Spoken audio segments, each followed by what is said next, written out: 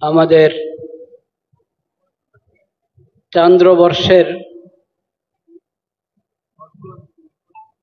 প্রথম মাস মুহররমুল হারাম গত জুমা থেকে শুরু হয়েছে। আজকে ৮ মুহররম, আগামীকাল ৯ মুহররম, এর পরের দিন ১০ মুহররম আশুরা। এসব বিষয়ে আলহামদুলিল্লাহ আমাদের জানা আছে। সব সময় সব মৌসুমেই আমরা প্রতি বছরে মুহররম আসে, আশুরা আসে, তখন আলোচনা শুনি, নিজেরা পড়াশোনা করি। সেজন্য লম্বা আলোচনার প্রয়োজন নাই, শুধু ২-৩টা কথা আরজ করতে চাচ্ছি। প্রথম তো হলো, প্রতি চান্দ্র মাসের হেলাল দেখে, নতুন চাঁদ দেখার পর আমরা দোয়া পড়ে থাকি।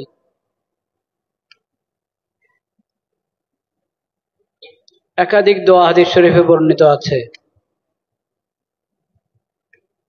একটি দোয়া, যে দোয়ার বর্ণনা করার সময় সাহাবী বলেছেন, নববর্ষ আসলে বা নতুন মাস আসলে, কোনো নতুন মাস আসলো তখনও, আর নতুন বর্ষ শুরু হলো, নতুন বর্ষ তো মুহররমে শুরু হয়, তখন সাহাবায়ে কেরাম দোয়া পড়তেন, আল্লাহুম্মা আদখিলহু আলাইনা বিসসালামাতি বিল আমনি ওয়াল ঈমান ওয়াসসালামাতি ওয়াল ইসলাম ওয়া রিজওয়ানির মিনার রহমান ওয়া জিওয়ারিম মিনাশ শাইতান।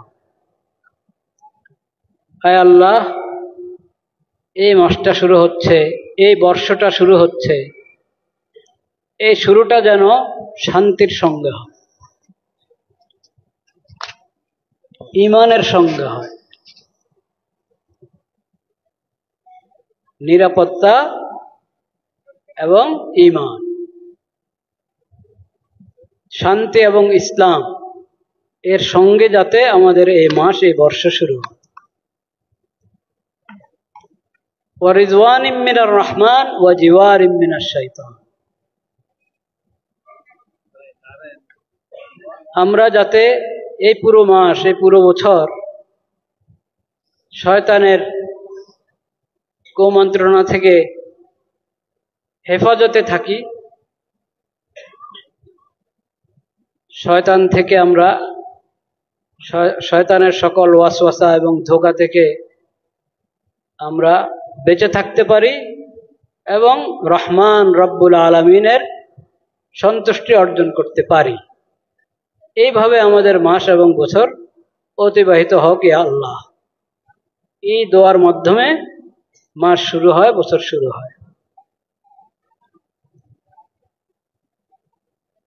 তো এখন এই যে মুহররম মাস, এটা তো আমরা সবাই জানি সম্মানিত ৪ মাসের এক মাস, যে মাসগুলোর ব্যাপারে রব্বুল আলামিন কোরআন কারিমে বলেছেন, ফালা তাজলিমু ফীহিন্না আনফুসাকুম, নিজেদের উপর জুলুম করো না এই মাসগুলোতে। নিজের উপর জুলুম করা, অত্যাচার করা তো কখনো জায়েজ নেই, কিন্তু এই সম্মানিত ৪ মাসের ব্যাপারে আল্লাহ তাআলা আলাদা করে বলেছেন, নিজেদের উপর জুলুম করো না। কিভাবে জুলুম হবে? মাসগুলোর সম্মান নষ্ট করলে, গুনাহ করলে, পাপ, অপরাধ এবং অন্যের প্রতি জুলুম, অন্যায় সবসময় হারাম, কিন্তু এই মাসগুলোতে এটা আরো বেশি হারাম, বড় হারাম, বড় পাপ।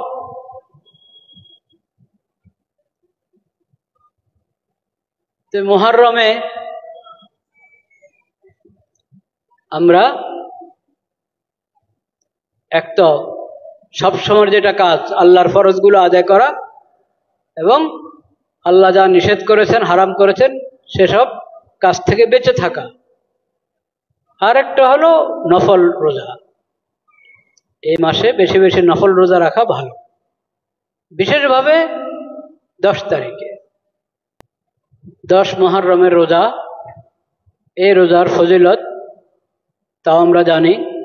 নবী করিম সাল্লাল্লাহু আলাইহি সাল্লাম বলেছেন, 1 বছরের গুনাহ আল্লাহ ক্ষমা করে দেন এই রোজার বরকতে। তবে মুহররমের 10 তারিখের রোজার সঙ্গে আগে পরে যদি মিলিয়ে আরো একটা রোজা রাখা হয় ভালো। এখন ইহুদিরা রোজা রাখে কিনা মুহররমের 10 তারিখে আমার জানা নাই। একসময় তারা মুহররমের 10 তারিখে রোজা রাখত। নবীজির সময় মদিনাতে যে ইহুদিরা ছিল তারা মুহররমের 10 তারিখে রোজা রাখত, কারণ মুহররমের 10 তারিখে অনেক ঐতিহাসিক ঘটনা ঘটেছে। একটা তো মানুষ বানিয়ে অনেক কথা বলে, ওগুলো তো ঠিক না, কিন্তু কিছু ঐতিহাসিক ঘটনা আছে। একটা হলো মুসা আলাইহিস সালামকে এবং বনি ইসরাইলকে আল্লাহ তাআলা ফেরাউনের জুলুম থেকে, নির্যাতন থেকে রক্ষা করেছে। এবং এই দিন ফেরাউন তার সঙ্গে আরো যত জালেম বাহিনী আছে সবাইকে আল্লাহ তাআলা সমুদ্রে ডুবিয়ে মেরেছে।